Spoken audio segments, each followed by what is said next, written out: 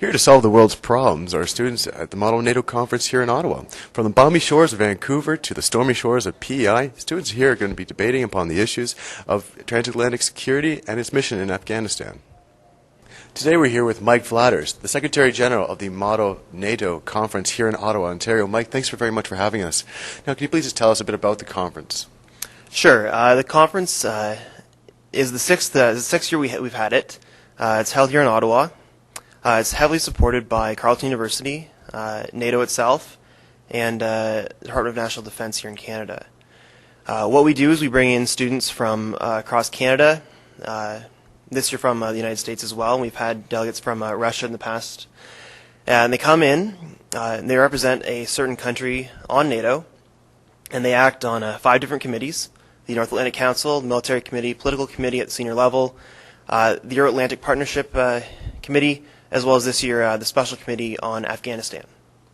Okay, and so what is the impact really of the diplomatic community or the Department of National Defense or even DFAID for that matter on this conference? Like, what is their participation in all this? It's very significant, actually.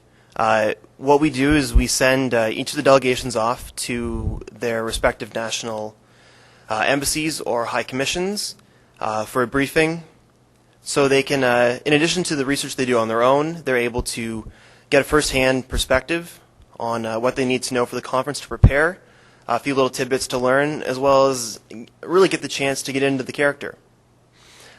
From the Canadian perspective, as I mentioned, we receive significant funding from the Department of National Defence, and they've always been a great help with helping us with speakers, as well as hosting the Canadian delegation, as well as any additional delegations that we need to find a home for. Great. And just, as a former delegate yourself, and as an undergraduate student, and now one of the chief organizers and Secretary General of this model conference, like, what do you think students will get from participating in this conference? Like, what do they take back with them when they go back to universities? What it is, it's quite significant. You learn a lot of useful negotiating skills, and really the art of diplomacy. It's something that you can't necessarily gain in a classroom, but it's very useful in a classroom, and certainly afterwards. From my own experience, I'm very thankful for my time at Model NATO, both as a committee chair last year, Secretary General this year, and as a delegate years ago. It's been very, as I said, very useful in various jobs, and learning to communicate with people, finding a nice balance, a nice solution to difficult questions, and finding a way to compromise without really compromising your own values. It's a difficult way to put it, but it's a very useful skill to learn. Great. And just, a final question as well is, NATO is actually apparently one of the chief fundraisers for this conference. So now, once the conference is over, do you send back all the information to NATO, or what capacity do you report back to them on? Sure. What we do is we prepare a final report, at least for the conference, that both the co-project managers, Dragos Popa and Louise Leclerc, as well as myself, will help prepare at least, and we'll send that back to NATO headquarters, to our contacts there, as well as our contacts with DND and throughout the government. Hi, I'm here with Queen's University, who's representing the Canadian delegation here at the Model NATO Conference. Guys, thank you very much for just taking the time for us. So, how do you find your involvement in this conference will kind of give you a better insight into Canadian defence and foreign policy? Well, I think we're really fortunate being Canadian students and being able to represent Canada at such a conference like this. We've been able to talk to different contacts within the Department of National Defence, within the NATO headquarters at Brussels, as far as Canadians working as staff there, and so we've been fortunate to be able to get a first-hand perspective on Canadian policy kind of from Canadians. It's been a great experience. Yeah, I think for a lot of us it's been a good learning experience. I know that we all come from a lot of different academic backgrounds, like geography, history, political science. And I think a lot of us actually lacked, to a significant extent, a lot of background in NATO and the mission in Afghanistan. And I mean, right now it's one of the biggest issues, right, in politics. So for me, and I think for everyone else on the team, I think I can speak for us that it's been very relevant, and I think it's been a great experience for everyone. I was just going to say, what do you think you get out of this conference or take back with you once you go back to Queen's University? Well, for me, as a politics student, again, as Graham said, we don't really have a lot of opportunity to get this side of the story. You know, it's especially for me on the military committee, the people we've talked to, been in defense and things like that. I don't usually get that type of perspective, so it's really helped me kind of put things in focus for my future studies, other issues I'll be looking at. Great. That's it, guys. Thank you very much. Thank you. Thank you. Thank you. We must strive to do better for Afghanistan because the Afghan people ask for our help.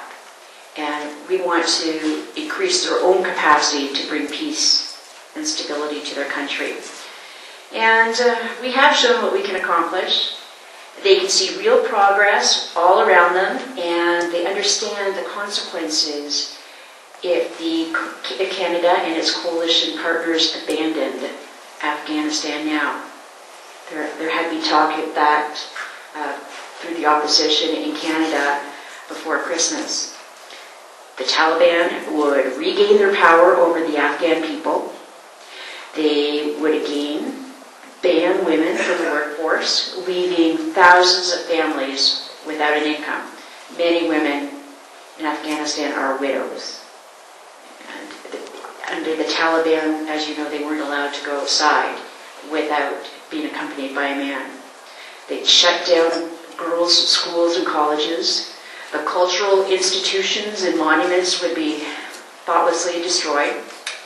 The soccer stadium would again be used for the weekly lashings and executions.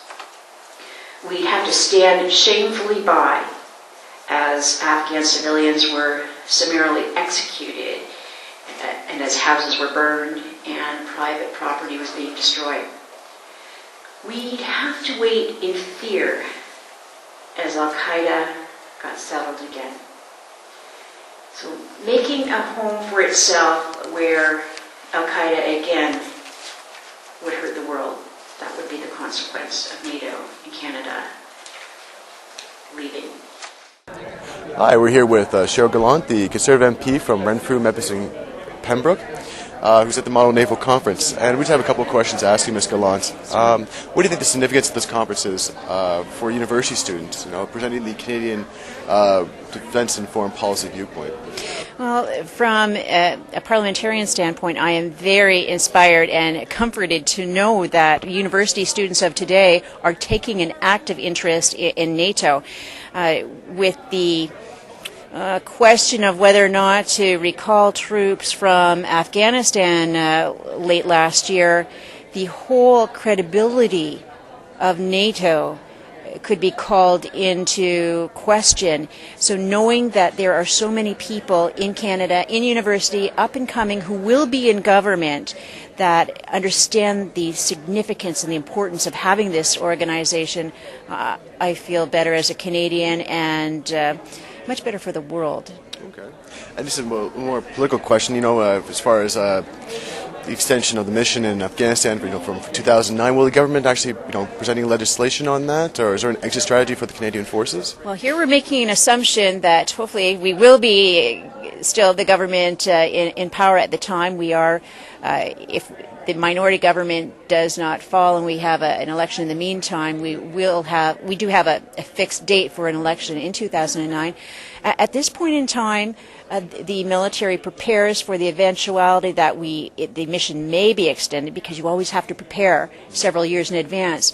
But there will be the debate when the time comes, depending on who the government is. I know the Conservatives put forth the motion for a debate on the issue, and at that point there will be a vote, and we'll decide at that time whether or not to extend the mission. Great. Okay. Well, thank you very much. I really appreciate that. Thank you. My pleasure.